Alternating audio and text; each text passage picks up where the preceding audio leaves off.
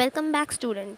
तो पिछले video lecture में हम लोगों ने कहाँ छोड़ा था, आखिरी अपने वीडियो को हम लोगों ने छोड़ा था वेरिएशन इन एयर प्रेशर पे। ठीक है, मतलब यहाँ तक का पार्ट ख़त्म हो चुका है। ठीक है, और आज शुरू करना है इससे आगे। इससे आगे क्या है, बहुत ही छोटा सा टॉपिक है, उसको फटाफट से मैं फिनिश कर देती हूँ और उसके बाद आएगा आप लोग का मोस्ट अवेटेड वीडियो जो कि है क्वेश्चन आंसर का। तो आप लोग जल्दी से अपने सभी दोस्तों को शेयर करें और जो भी वीडियो जिस भी चैप्टर से रिलेटेड चाहिए हो फटाफट से कमेंट सेक्शन पे कमेंट करते। ठीक है, सो नेक्स्ट क्या है, इंपॉर्टेंस ऑफ एटमॉस्फेरिक प्रेशर। इतना जो हम लोगों ने बात किया है एटमॉस्फेयर का प्रेशर से रिलेटेड, इतना एटमॉस्फेयर का प्रेशर होता क्या है, व्हाट इज़ प्रेशर, एटमॉस्फेयर का प्रेशर क्या है, कैसे एक्ट करता है, ये सब हम लोगों ने देख लिया। और इवन ये भी देख लिया कि एटमॉस्फेयर का जो प्रेशर होता है वो डिफरेंट होता है डिफरेंट जगह में, है ना। अब हम लोग देखेंगे कि ये जो एटमॉस्फेयर का प्रेशर है जिसके ऊपर इतना बात हो रहा है, इसका इम्पॉर्टेंस क्या है डे टू डे लाइफ में। क्या ये कोई इम्पॉर्टेंस रखता भी है या फिर जस्ट ऐसे ही हम लोग पढ़ रहे हैं। ऐसा तो है नहीं कि कुछ भी चीज़ हम लोग ऐसे ही पढ़ ले रहे हैं, पक्का उसका इम्पॉर्टेंस होगा। और साइंस में पढ़ रहे हैं तो साइंटिफिक नॉलेज होना बहुत ज़रूरी है। तो हम लोग देखते हैं what is the importance of atmospheric pressure. ठीक है, एटमॉस्फेरिक प्रेशर का वैसे तो अगर मैं आप लोग को बताऊँ तो बहुत सारा इंपॉर्टेंस है, बट आप लोग के बुक में जो दिया हुआ है अभी फटाफट उसको डिस्कस कर लेते हैं। ठीक है, सो क्या है यहाँ पे एटमॉस्फेरिक प्रेशर का importance, that is importance of atmospheric pressure. ठीक है, so atmospheric pressure in our day to day life has many functions. ठीक है, बहुत सारा फंक्शंस है एटमॉस्फेरिक प्रेशर का। फॉर एग्जांपल, सबसे पहला एग्जांपल इसमें दिया हुआ है, when we drink a liquid with a straw. जब हम लोग स्ट्रॉ से कोई जूस पीते हैं या फिर कोई लिक्विड पीते हैं, कुछ भी पीते हैं कोई स्ट्रॉ से। ठीक है, जब भी हम लोग पाइप की मदद से कुछ पीते हैं तो हम लोग क्या करते हैं, ऐसे करके पीते हैं ना, ऊपर की तरफ खींचते हैं ना। तो वो ऊपर की तरफ खींचने से क्या होता है, जो स्ट्रॉ है, जो पाइप होता है, उसके अंदर का हवा हम लोग खींच लेते हैं। क्या करते हैं हम लोग स्ट्रॉ से पीते टाइम, एक बार के लिए आप लोग सबको सोच के देखिए, जब भी हम लोग स्ट्रॉ से कोई भी चीज़ पीते हैं तो क्या करते हैं, ऐसे करके खींच लेते हैं ना। तो इसे खींचने की मदद से क्या होता है, जितना भी पाइप के अंदर हवा है सारा हवा ऊपर खींचा जाता है। अब खुद से सोच के देखिए, अगर सारा हवा पाइप का ऊपर खींचा जाएगा तो स्ट्रॉ के अंदर जो एयर प्रेशर है वो क्या हो जाएगा, एकदम घट जाएगा ना, डिक्रीज़ हो जाएगा ना। एयर प्रेशर स्ट्रॉ के अंदर डिक्रीज़ हो गया और जो लिक्विड का एयर प्रेशर है, अब क्या होगा, लिक्विड में तो एयर प्रेशर उतना ही है, लिक्विड का एयर प्रेशर अब स्ट्रॉ के मुकाबले बढ़ जाएगा। और इसी के कारण जो लिक्विड है वो ऊपर की तरफ फोर्स होता है और हम लोग का मुंह तक आता है। समझ में, कभी ऐसे रख के देखिएगा कि स्ट्रॉ को आप लोग खींचिएगा मत, मतलब ऐसे मुंह में रख के देखिएगा, तो क्या लिक्विड अपने आप मुंह के अंदर घुसता है, नहीं ना, उसको खींचना पड़ता है मुंह की मदद से। तो वो खींचने के टाइम क्या होता है, जब हम लोग खींचते हैं तो हम लोग हवा खींचते हैं, जब हम लोग हवा खींच लेते हैं तो अंदर स्ट्रॉ के अंदर जितना भी एयर का प्रेशर है सब डिक्रीज़ हो जाता है। और लिक्विड में तो अभी भी प्रेशर है, तो लिक्विड का जो बॉटम है उसमें अब स्ट्रॉ के मुकाबले प्रेशर ज़्यादा हो जाता है, जिसके कारण वो लिक्विड आसानी से ऊपर आ जाता है और हम लोग इसको पी लेते हैं। और यही सेम काम किसके साथ होता है पता है, इंजेक्शन सिरिंज के साथ। जब हम लोग इंजेक्शन में लिक्विड फिल करते हैं तो सेम टू सेम, इवन जब बॉडी से लिक्विड लेते हैं तब भी सेम काम होता है। समझ में आया, लिक्विड मतलब बॉडी से जब ब्लड लेते हैं तब भी यही काम होता है। देखा, मतलब समझ में आ रहा है, एक गो इम्पॉर्टेंस बताने से, एक गो इसका एप्लीकेशन बताने से कितना सारा एप्लीकेशन पता चल रहा है। इसलिए मैंने कहा कि एटमॉस्फेरिक प्रेशर का बहुत सारा एप्लीकेशन है, बट हम लोग इसमें 2 ठो पढ़ने वाले, 2 ठो पढ़ने की जगह मैंने आप लोगों को एक ही में 3 ठो बता दिया। ठीक है, आई होप आप लोगों को समझ में आया होगा। देखते क्या लिखा हुआ है, when we drink liquid with a straw the air pressure inside the straw decreases।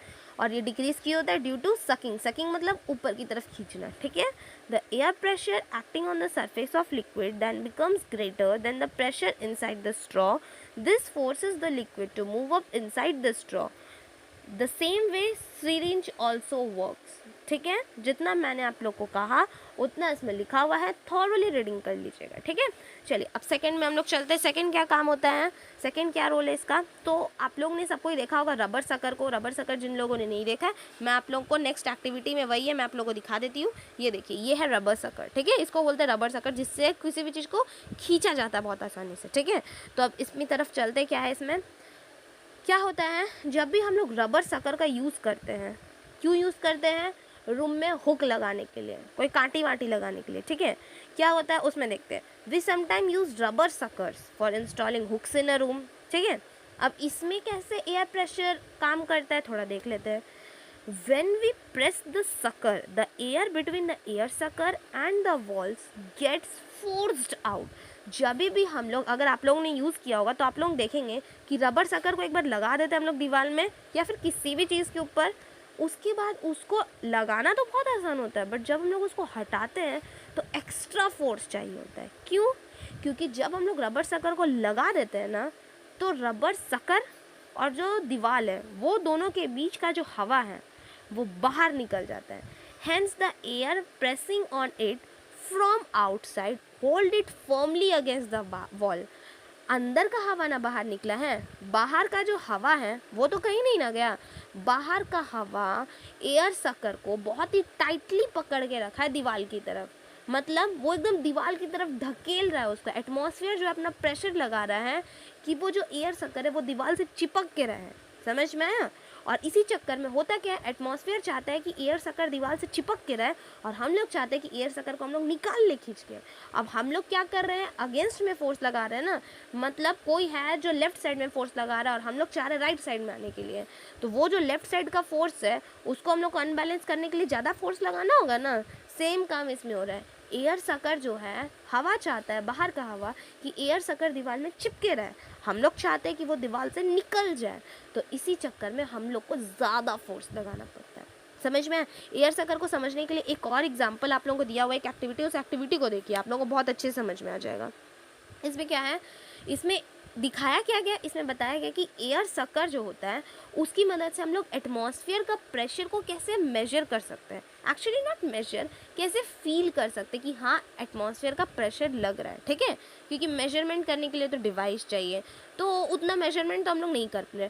हम लोग इसमें करने वाले फील कि कैसे एटमॉस्फेयर का प्रेशर को एयर सकर एब्जॉर्ब करता है या रिलेट करता है, ठीक है। देखते हैं इस एक्टिविटी में क्या बताया गया, to get an estimate of the atmospheric pressure using an air sucker, जैसा कि मैंने आप लोग को कहा, ठीक है। क्या है इसमें देखते हैं। सबसे पहले take a good quality rubber sucker, सबसे पहले तो एक रबर सकर ले लीजिए एकदम मस्त क्वालिटी का। हाँ, सबसे पहले हम लोग को क्या लेना है, हाँ, तो इस एक्टिविटी में क्या है, सबसे पहले गुड क्वालिटी रबर सकर लेना है। रबर सकर और एयर सकर में कंफ्यूज मत होइएगा, क्योंकि सबसे पहले क्या करना है, एक गुड क्वालिटी रबर सकर लेना है, ठीक है। उसको बहुत ही हार्डली प्रेस करना है एक प्लेन सरफेस पे। अब ये प्लेन सरफेस क्या हो सकता है, तो प्लेन सरफेस कुछ भी हो सकता है। Suppose it can be a stool, it can be a even it can be a surface, ठीक है, means it can also be a floor, it can be a wall, कोई भी प्लेन सरफेस पे आप लोगों को उसको स्टक कर देना है, ठीक है। फिलहाल यहाँ पे स्टूल लेना बेटर है। क्यों स्टूल लेना बेटर है, तो मैं आप लोग को आगे बताती हूँ, ठीक है। सो क्या करना है, रबर सकर लेना है, उसको एक प्लेन सरफेस पर ठप देने से मार देना, मतलब रख देना है, ठीक है, चिपके रहने देना उसको। उसके बाद क्या होगा, हम लोग को उस रबर सकर की मदद से स्टूल को उठाना है। अच्छा, स्टूल मतलब एकदम हल्का स्टूल लेना है, ठीक है, ये नहीं कि एकदम भारी भरकम स्टूल ले लिए, प्लास्टिक का हल्का सा पतला सा स्टूल ले लेना है, ठीक है। रबर सकर की मदद से उसको उठाना है, तो ऑब्वियसली वो आसानी से उठ जाएगा। अब क्या काम करना है, स्टूल उठा हुआ है ना, अब हम लोग को उस पर धीरे धीरे करके एक एक बुक रखना है, ठीक है। कैसे बुक रखना है, तो आप लोग को सेकंड इमेज में यहाँ पे दिख रहा होगा, धीरे धीरे करके बुक रखना है। जैसे ही हम लोग बुक रखेंगे एक के बाद एक, एक के बाद एक, एक के बाद एक, तो आप लोग को दिखेगा कि एक टाइम ऐसा आएगा कि रबर सकर जो है वो इस स्टूल को छोड़ चुका है, मतलब अब स्टूल जो है नीचे गिर जाएगा। क्यों ऐसा होता है, तो वो ऐसा इसलिए होता है क्योंकि अब प्रेशर बढ़ गया है। प्रेशर बढ़ जाने के कारण रबर सकर स्टूल को छोड़ दे रहा है। समझ में आया कुछ? इससे आप लोग को समझाने का यही कोशिश किया गया है कि रबर सकर जो है वो कोई भी सरफेस को बहुत ही टाइटली पकड़ के रखता है। क्यों टाइटली पकड़ के रखता है, तो उसके अंदर का जो हवा है, अंदर का हवा मतलब रबर सकर और स्टूल के बीच का जो हवा है वो तो बाहर निकल जाता है, पर एटमॉस्फेयर का प्रेशर के कारण रबर सकर कोई भी चीज़ को बहुत टाइटली पकड़ के रखता है। और इसीलिए जब भी हम लोग को कोई भी चीज़ से रबर सकर वापस हटाना पड़ता है, उसके लिए हम लोग को प्रेशर बहुत ज़्यादा देना पड़ता है। जैसे इस केस में हम लोग बुक की मदद से बहुत ज़्यादा प्रेशर दिए। आई होप आप लोगों को बहुत अच्छे से ये समझ में आ गया होगा, ठीक है। आगे बढ़ते इसमें क्या है, बस ये चैप्टर का एंडिंग है। फोर्स और प्रेशर हम लोगों ने जितना पढ़ा उसका एक छोटा सा फ्लो चार्ट दिया हुआ है। सो फ्लो चार्ट क्या होता है बच्चों, मैं आप लोग को बता दूं कि फ्लो चार्ट एक ऐसा चार्ट है जो दिमाग में फ्लो करते रहता है बहुत मजाक वाला कॉन्सेप्ट था, बट ये सच बात है कि फ्लो चार्ट एक ऐसा चार्ट होता है जो दिमाग में हर वक्त फ्लो करने लगता है, फ्लो करते रहता है, मतलब वो एक जगह स्टक नहीं होता है ना कि वो यहाँ से वहाँ नहीं, वो दिमाग में हमेशा बहते रहता है, इसलिए उसको फ्लो चार्ट बोला जाता है। मतलब उसको हम लोग उसको भूलते नहीं, वो हम लोग का दिमाग में ऑल टाइम रहता है। समझ में आया? फ्लो चार्ट का मतलब बहने वाला चार्ट। ये तो जस्ट एज क्या बोलते हैं वर्ड मीनिंग था, बट अगर इसका भावार्थ समझे आप लोग, जो इसका फीलिंग है वो ये है कि फ्लो चार्ट पढ़ने से होता है कि हम लोग का दिमाग जो है ना वो किसी भी वर्ड को इतना अच्छा तरीका से ग्रास्प नहीं कर सकता जितना अच्छा तरीका से वो किसी भी डायग्राम को कर सकता है। बस इसी कारण ये फ्लो चार्ट बनाया जाता है, ठीक है। सो मैं भी आप लोगों से यही कहूँगी कि अगर आप लोग का फ्लो चार्ट नहीं है किसी भी चैप्टर में या किसी भी बुक में, अगर आप लोग को लगता है कि यार इसको मेमोराइज़ करने में बहुत टाइम लग रहा है, तो भूल जाइए, मेमोराइज़ करना ही नहीं है ना, उसका एक फ़्लो चार्ट बनाइए सुंदर सा, ठीक है। फ्लो चार्ट अगर आप लोग बना लेंगे बढ़िया से, उसके बाद आप लोगों को कुछ भी याद हो जाएगा, ठीक है। तो चलिए इस फ्लो चार्ट को देख लेते हैं। सबसे पहले इस चैप्टर में हम लोगों ने क्या पढ़ा था, फोर्स के बारे में पढ़ा था। तो सबसे पहले ऊपर में फोर्स लिखा हुआ है, फोर्स के बारे में हम लोगों ने क्या पढ़ा था, nature of the force. Force का क्या नेचर होता है, तो फोर्स का 4 नेचर होता है। क्या फोर्स होता क्या है, एनी पुश और पुल ऑफ एनी ऑब्जेक्ट, ठीक है, पुश और पुल ऑफ एनी ऑब्जेक्ट वो फोर्स है। फोर्स आता कैसे है, तो कोई भी दो ऑब्जेक्ट का आपस में टच करने से आता है। तीसरा, can act on any object without being in contact. अच्छा, फोर्स तीसरा कौन सा तरीका से एक्ट कर सकता है, अगर कोई भी ऑब्जेक्ट को हम लोग टच नहीं कर रहे तब भी फोर्स एक्ट कर सकता है। और इसका एग्जांपल क्या है, ग्रेविटेशनल फोर्स, इलेक्ट्रिक फोर्स, ठीक है। चौथा क्या है, force has both direction as well as magnitude. Force का डायरेक्शन भी होता है और क्या होता है, मैग्नीट्यूड भी होता है। और इसीलिए हम लोग फोर्स को प्यार से क्या बोलते हैं, वेक्टर क्वांटिटी, ठीक है। उसके बाद फोर्स का नेचर के बाद हम लोग क्या पढ़े थे, फोर्स का इफेक्ट। तो फोर्स का इफेक्ट्स के कारण क्या होता है, इफेक्ट्स मतलब फोर्स के कारण क्या क्या चेंजेस आ सकता है। तो सबसे पहले फोर्स के कारण हम लोग कोई भी बॉडी को रेस्ट से मोशन में ला सकते हैं, मोशन से रेस्ट में ला सकते हैं, ऑब्जेक्ट का साइज चेंज कर सकते हैं, ऑब्जेक्ट का स्पीड चेंज कर सकते हैं, ऑब्जेक्ट का मोशन चेंज कर सकते हैं, ठीक है। उसके बाद हम लोगों ने क्या पढ़ा था, प्रेशर क्या होता है। तो प्रेशर क्या होता है, प्रेशर थ्रस्ट अपॉन एरिया, ठीक है। मतलब जैसे जैसे एरिया बढ़ेगा प्रेशर घटेगा, जैसे जैसे थ्रस्ट बढ़ेगा वैसे वैसे प्रेशर बढ़ेगा। समझ में आ गया? जिन लोगों को नहीं पता है फटाफट से जाके पूरा प्लेलिस्ट देख लीजिए, ठीक है। उसके बाद क्या पढ़े थे, प्रेशर सॉलिड के कारण क्या होता है, फिर पढ़े थे प्रेशर लिक्विड के कारण क्या होता है, फिर पढ़े थे प्रेशर गैस के कारण क्या होता है, ठीक है। प्रेशर सॉलिड के कारण क्या हुआ पढ़े थे हम लोग, तो आप लोग को याद है, जिन लोगों ने नहीं देखा है जाके देख लीजिए। लिक्विड के कारण प्रेशर क्या होता है वो भी हम लोगों ने कवर किया। उसमें हम लोगों ने क्या देखा था कि जैसे जैसे जैसे जैसे हम लोग लिक्विड का हाइट बढ़ाएंगे वैसे वैसे प्रेशर जो है बॉटम में वो इंक्रीज होगा, नीचे वाला प्रेशर इंक्रीज होता है, ठीक है। उसमें भी हम लोग पढ़े थे 4-5 ठो केस पढ़े थे। सबसे पहले हम लोग पढ़े थे कि जैसे जैसे हम लोग डेप्थ बढ़ाएंगे, गहराई बढ़ाएंगे तो प्रेशर कैसे एक्ट करेगा। फिर पढ़े थे हम लोग कि अगर लिक्विड ही बढ़ा दिए तो, मतलब पहले 1 गिलास पानी था अब हम लोग 1 लीटर 1 बॉटल पानी ले लिए तो। उसके बाद हम लोग पढ़े थे कि अगर एक बॉटल है उस बॉटल में हम लोग दोनों साइड इक्वल जगह पे छेद कर दिए तो क्या पानी सेम डायरेक्शन में, मतलब सेम मेजर पे फ्लो होगा, सेम जगह पे जाके गिरेगा क्या, तो क्या उसमें होगा। तो आप लोग जाके फटाफट से चेक कर लीजिए, वो एक्टिविटी भी मैंने बहुत अच्छे से कवर अप कराया है। उसके बाद हम लोग क्या पढ़े थे कि लिक्विड प्रेशर जो है वो कंटेनर का शेप पे बिल्कुल भी डिपेंड नहीं करता, ठीक है। यहाँ पे ये खत्म होता है। उसके बाद हम लोग पढ़े थे प्रेशर ड्यू टू गैसेस, मतलब गैस के कारण कौन कौन सा प्रेशर होता है। सबसे पहले उसमें हम लोग पढ़े थे एटमॉस्फेरिक प्रेशर, मतलब एटमॉस्फेयर का प्रेशर कैसे रोल करता है।